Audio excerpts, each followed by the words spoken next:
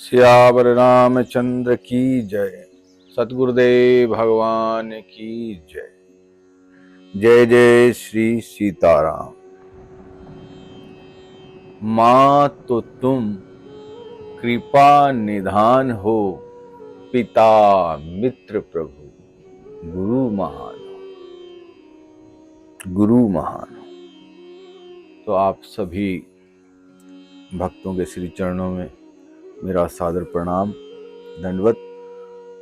आज महाशक्ति पे आज चर्चा करेंगे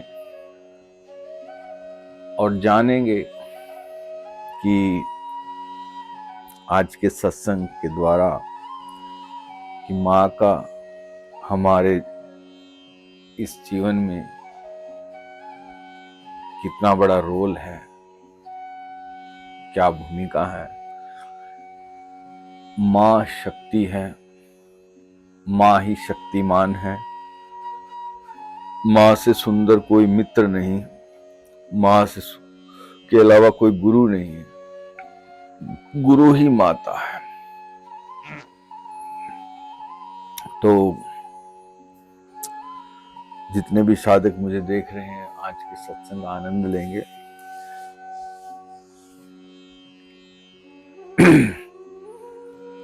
इस दुनिया में जब हम आते हैं और जब हम इस दुनिया से जा रहे होते हैं, तब तक एक माँ ही ऐसी है कि जो हमें उसी भाव से चाहती है, उस प्रथम भाव से उस अंतिम भाव तक एक माँ ही है जो हमें प्रेम करती है उसी भाव से। इसलिए माँ के लिए कोई शब्द नहीं है। माँ की कैसे व्याख्या करूं। माँ को प्रणाम करके और अपनी आज की इस बात को, इस सत्संग को आपके मध्य में रखूंगा। माँ तो तुम कृपा निधान हो, पिता मित्र प्रभु गुरु महान हो। ये शब्द मेरे गुरुदेव भगवान के हैं। उन्होंने मुझे इसका ज्ञान करवाया, इसलिए बारंबार गुरु चरणों में प्रणाम करता हूं। माँ सच्चा मित्र है, माँ परमेश्वर है, माँ गुरु है, कृपा निधान है। वो परब्रह्म परमात्मा माँ ही है। अगर हम अपने घर में अपनी माँ की पूजा अर्चना करते हैं, पूजा अर्चना से मेरा अर्थ ये नहीं है माँ की सेवा करना।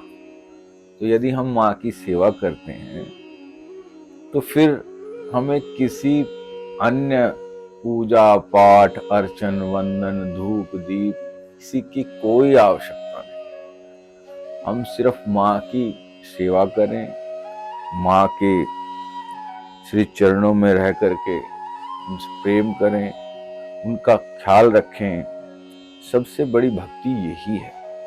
हर कार्य करते हुए माँ के समीप रहें। हर परिस्थिति में जो संभव हो सके वो सब चीजें हम माँ के श्री चरणों में अर्पित करें। माँ कभी कुछ चाहती नहीं है। माँ सदैव अपने बच्चों को देना जानती है, लेना नहीं जानती है ना। माँ की जो परिभाषा है वो किसी एक दायरे में बंधी हुई नहीं है। उसके भिन्न भिन्न रूप हैं। एक बच्चा छोटा होता है, माँ उसे सूखे में सुलाती है, खुद गीले स्थान पे सोती है। फिर वही बच्चा जब बड़ा हो जाता है ना, तो माँ उसका रख रखाव करती है, स्कूल भेजती है, पाठशाला भेजती है, स्कूल कॉलेज भेजती है ना। उसके लिए टिफिन तैयार करती है। मतलब आपकी जर्नी में माँ का ही एकमात्र रोल रहता है जब तक आप अंतिम चरण में ना। अगर उससे पहले माँ का शरीर छूट जाए तो बात अलग, लेकिन यदि माँ है तो वो समान रूप से आपकी यात्रा में वैसे ही रहेगी जैसे कि वो प्रब्रह्म हमें देखता रहता है। माने प्रब्रह्म का काम है हमें साक्षी भाव से देखना, और ऐसा नहीं कि वो हमसे प्रेम नहीं करता है। ठीक वैसे ही उस प्रब्रह्म का दूसरा रूप माँ ही है। अब क्योंकि हम अपनी इन भौतिक चक्षुओं से, इन भौतिक आंखों से नहीं देख पाते हैं कभी कभी चीजों को, लेकिन अगर हम आध्यात्मिक रूप से देखें तो भगवान ने इसीलिए हमें मां दी कि मैं तुम्हें इस जो ये रूप है, इस रूप में सदा तुम्हारे पास संग रहूंगा, सदा तुम्हारे पास रहूंगा। और यही साकार रूप है भगवती का, माँ का।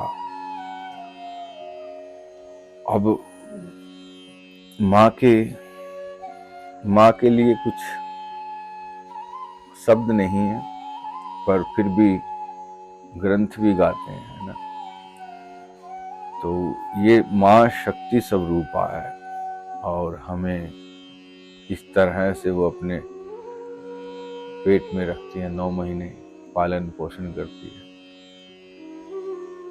और फिर जब हम बाहर आते हैं, दुनिया में देखते हैं, तो हमारा ख्याल रखती हैं, हमें चलना सिखाती हैं। तो इसीलिए माँ को उस प्रब्रह्म का रूप कहना बिल्कुल सही है और ये सत्य है, इसमें कोई दो राय नहीं। माँ शक्ति है। माँ के भिन्न भिन्न रूप हैं, जैसा मैंने पहले भी बताया। माँ के बहुत सारे रूप हैं। माँ है, बहन है, बेटी है ना, पत्नी है। वो भी स्त्री का, उस शक्ति का ही रूप है। मतलब जो वो भगवान ने हमें दिया है शरीर माँ के रूप में, उस माँ के बहुत सारे रूप हैं। तो इसलिए उस शक्ति को प्रणाम है। हमें हमेशा माँ का, पत्नी का, बहन का, बेटी का, सबका सम्मान करना चाहिए। इस जगत में जितने भी प्राणी हैं, हमें सबका सम्मान करना चाहिए। पर क्योंकि माँ शक्ति है और हमें माँ को बड़े संजो के रखने की जरूरत है। आज जिस प्रकार से हम समाज में देख रहे हैं कि लोग अपनी माताओं को, अपने पिता को वृद्धाश्रम छोड़ाते हैं, वो बहुत बड़ा पाप है। अपने जीवन में तुमने जो भी किया हो वो क्षमा हो सकता है, लेकिन अगर माँ बाप के संग में कुछ तुमने गलत किया तो वो बहुत दुखदाई है और भगवान की नजरों में भी उसको क्षमा नहीं किया जा सकता। तो मेरा माँ के श्री चरणों में प्रणाम है वो शक्ति को, कि वो सदा अपना आशीर्वाद हमारे ऊपर बनाए रखे। माँ शक्ति है, माँ पृथ्वी है। देखो हम पृथ्वी पे रहते हैं, पृथ्वी का ऋण है, ये भी माँ है। हमें तरह तरह की वनस्पतियां फल प्रदान करती है कि लो बच्चे ये खाओ, लो बच्चे ये खाओ। ठीक है, किसान खेती करता है, अन्न उगाता है हमारे लिए माँ की कोख से, है ना। तो ये भी माँ है। मैंने जैसे पहले कहा कि माँ के अलग अलग रूप हैं। उसके बाद वायु है, वायु भी माता ही है ना। प्राण शक्ति है, हमारे भीतर सभी तरह के जितने भी प्राण हैं उनको पुष्ट करती है, ये भी माँ का ही रूप है। अग्नि भी माता है, हमारे जो वनस्पतियां हैं उनको पुष्ट करती है, वो अग्नि है, और उसको साधती है जिससे हम भोजन प्राप्त करते हैं। तो ये भी माता है कि वो उसको ऐसे पका करके समक्ष रख देती है कि ले अब बन गया। तो जितने भी तत्व हैं, जितने भी हमारे आसपास शक्तियां काम करती हैं, वो माँ रूप में ही हैं। हम माँ से अलग नहीं उनको कह सकते हैं। हाँ, एक देवत भाव है, ठीक है, कि भाई अग्निदेव है, वायुदेव, वो माता ही देव है, वही देव माता है वास्तव में। तो हमें सदा उनके श्री चरणों में प्रणाम करना चाहिए कि वो हर तरफ से, हर तरह से निद्रा है। निद्रा माता, वो भी शक्ति है। जब निद्रा आती है तो थोड़ी देर के बाद जब हम विश्राम में चले जाते हैं तो फिर वापस पाते हैं कि फिर से वही ऊर्जा हमारे भीतर एनर्जी रूप में प्रकट हो गई। तो जिस भी तरीके से अगर हम उसको देखें, विचार करें, तो वो शक्ति स्वरूपा है। हर तरफ प्राण में या वो बाहर में जो भी क्रिया हो रही है हमारे द्वारा, वो क्रिया शक्ति भी है। क्रिया शक्ति के द्वारा जो भी हम कार्य करते हैं वही कराती है। अगर शक्ति क्षीण हो जाए तो व्यक्ति कुछ काम कर ही ना पाए। आपने देखा होगा कि जब इच्छा और शक्ति का मिलन होता है तभी कार्य संपन्न होता है। इसको एग्जाम्पल करके समझाता हूं कि जैसे एक व्यक्ति है, वो हॉस्पिटल में बेड पे लोटा हुआ है, तो अब उसके अंदर शक्ति नहीं है, इच्छा है कि ये सब लोग जैसे चल रहे हैं वैसे मैं भी चलूं, परंतु उसके अंदर शक्ति नहीं है, शक्ति क्षीण है। तो वो लेटा रहेगा, लेकिन उसका भाव रहेगा कि मैं भी, ऐसी इच्छा है मेरी कि मैं भी चल पाऊं। ठीक दूसरी तरफ वही आदमी बेड पे लेटा है अपने घर में, और सुबह सुबह का वक्त है। अब वो, उसके अंदर शक्ति है पर इच्छा नहीं है कि अभी थोड़ी देर और सो जाते हैं। अब वो सोया पड़ा। तो जब वो मिलन होगा इच्छा का और शक्ति का, तभी वो कार्यशील होती है और तभी सब कार्य बनते हैं।